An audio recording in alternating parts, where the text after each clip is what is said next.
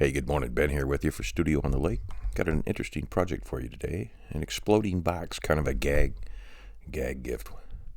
Well, the coffee's on. Let's go ahead and get started. That's what it looks like.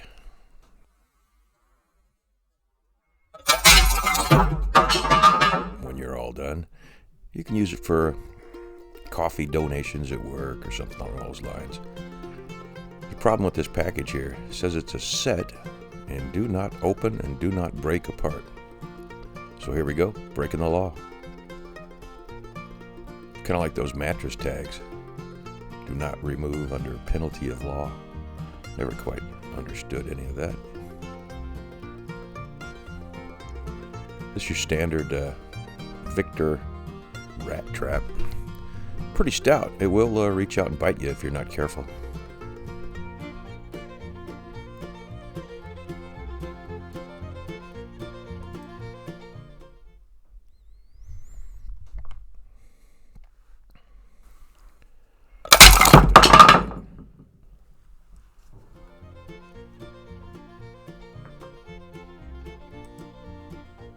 Taking an old piece of pine, squaring it up. I'm going to run a lot of this video through fast forward. The carving that's involved in it is really just kind of removing the backside from the large stump piece. I took and sliced up some basswood, and I didn't take particular care to make sure that it was dimensional lumber, but this is close enough. My glue's kind of ancient there, not to mention a little bit cold, but we're going to take care of that. It will certainly do the trick and hold things together once I staple it with a staple gun. Of course, if you don't have a staple gun, you resort to the old-fashioned hammer in the background there.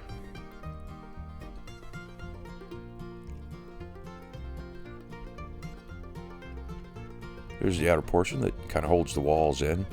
If you want to, you can make these pretty fancy out of nice wood and really take care to miter the corners and whatnot. I did not on this one. Just doing a get her done thing.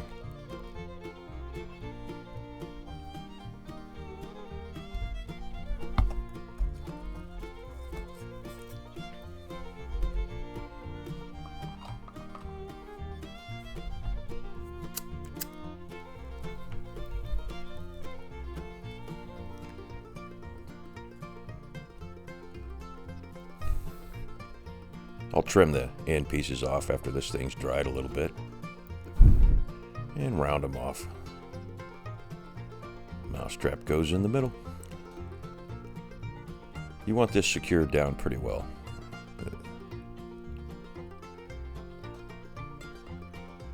Here's some of that fine dimensional lumber that I ripped on the bandsaw real quick.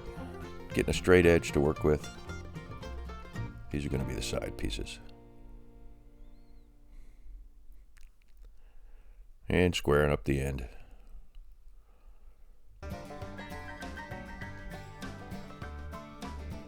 Look how crooked that thing is. Various different widths and whatnot. Not going to hurt a thing. I have plans to use the sides of this later on. Demonstrate a little bit of chip carving and clean it up. We'll do that in a future video. Selecting the right width. You'll notice that I'm starting to write on these things. I'm putting numbers on them so they're easy to assemble. Later in the project, you'll see where I burned in reference points 1, 2, 3, 4. And just do them on one side so the top is always up. Because this thing's going to blow up. And you're going to have to put it back together.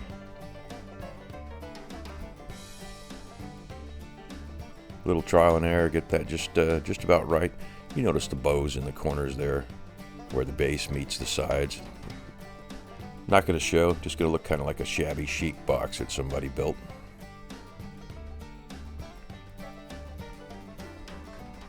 And it will blow up just fine. Go ahead and then temporarily tack in the sides of the box together for reference. It's easier to get my layout for the top piece that it's going to set over this and basically hold these sides together. I'll pull those nails out at a future point. Echo, stop timer.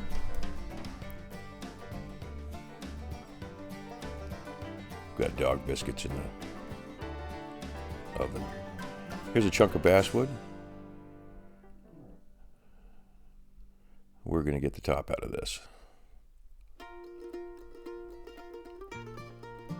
Just looking for a rough overhang on the sides.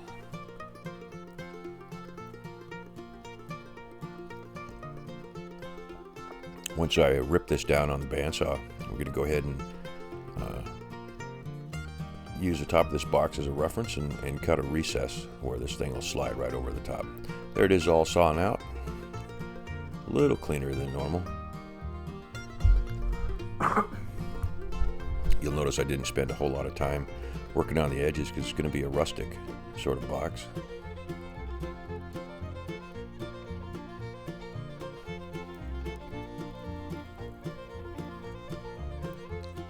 There's your outline. Putting in the bench stop, getting ready to carve the recesses out of the back.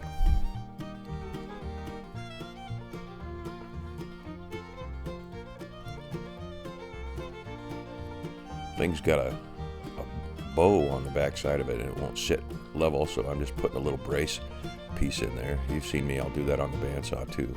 This is a straight chisel and I'm just setting the stops on the end of those lines there.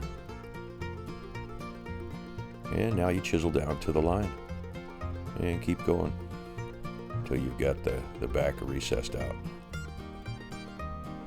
Doesn't have to be flat, it just has to be deep enough to set on the box there. The back is all carved out, you can see that. And you all see a little hole in the corner there where I should have left just a little bit more wood. But we'll take care of that with the famous quick wood later on. It is supposed to be rustic. There you go. Referencing roughly on the sides. I am actually sliding it where it belongs, but getting ready to put a coin slot in there where you can drop the coin in, or in my case here, a washer. No loose change in the shop. The fun part of this is if you were to write donations or coffee or something on it, it's a nice gag thing for work. Sometimes you might want to take and adjust those springs a little bit if they're too strong. This one's not too bad. The wood is big enough. You can make these with a mousetrap, and they're just as effective. In fact, they're quite cute. That's that quick wood. I'm fixing that part where I blew through on the side. The thickness was a little too thin. Won't show it all if I were to get around to put a finish on this someday. A little shellac make that really actually quite a pretty box. And I would eventually, like I said, in the future, go down and do some chip carving demonstrations. Here's the sides still pinned together, just to kind of give it a test to see how it blows up. You'll notice that I went ahead and burned reference marks in the sides for it. It's great fun. Kids play with this all day long and eventually whack their hand with the mousetrap. I think it's going to work out fine.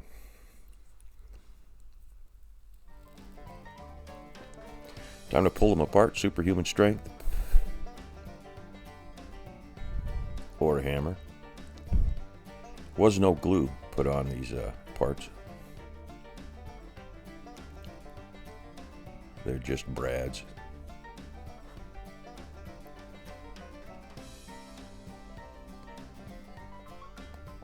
Hey, if you go ahead and look down in the lower right hand corner, subscribe. I got a lot of more of this crazy stuff, as well as standard carving lessons and that sort of thing. If you click subscribe, you help me out, help the channel out, and I can keep cranking these videos out. This video, at one time, I thought I had lost all the footage here a couple weeks ago, and went ahead and did the coffee spoon just to make sure my camera settings were right. Turned out that I had jumbled up my SD cards for the camera, and you can look 5-10 times in the same card and not find the video you're looking for. And then last night I was playing around, and lo and behold, I had the 4 hours of video that this thing took to make, and slap it together, get it out there for you guys to look at. It's a little rough on the edges here. You're going to find in just a second where those brads popped out. It's the tricky part. If you just put the numbers on the top, you can't put them in upside down. They'll only go one way.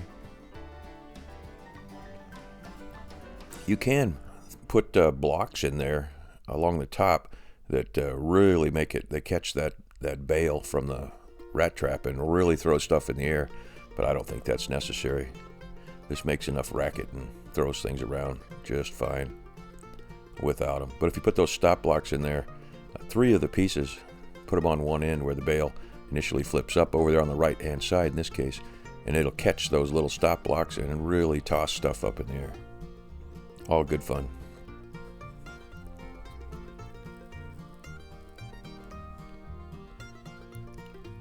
Making sure it goes on the right way. Kind of a loose contraption, but that's fine. Looking pretty good. Time for a test.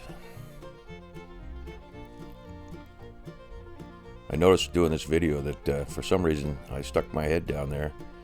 Oh, I was blowing stuff off now that I look at it, but it looks kind of dangerous. End up with a big whack on your forehead. Look at the bows on those crazy pieces of wood. I could have taken a little time and run it through the planer, but it's a lot more fun this way.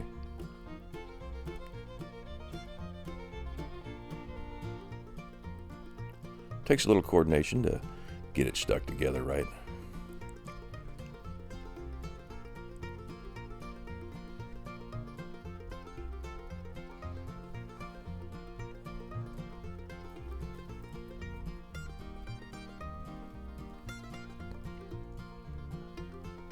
You can see it, what a light trigger that is. That's just a little small washer.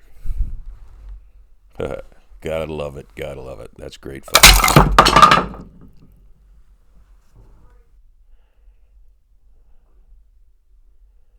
That's about it. Takes longer to make than it does blow up. Here it is in slow motion for you. It's kind of a neat thing. Looks like a magician's trick there. That guy should have been a magician.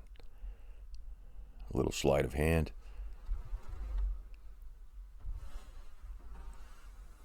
And the money shot.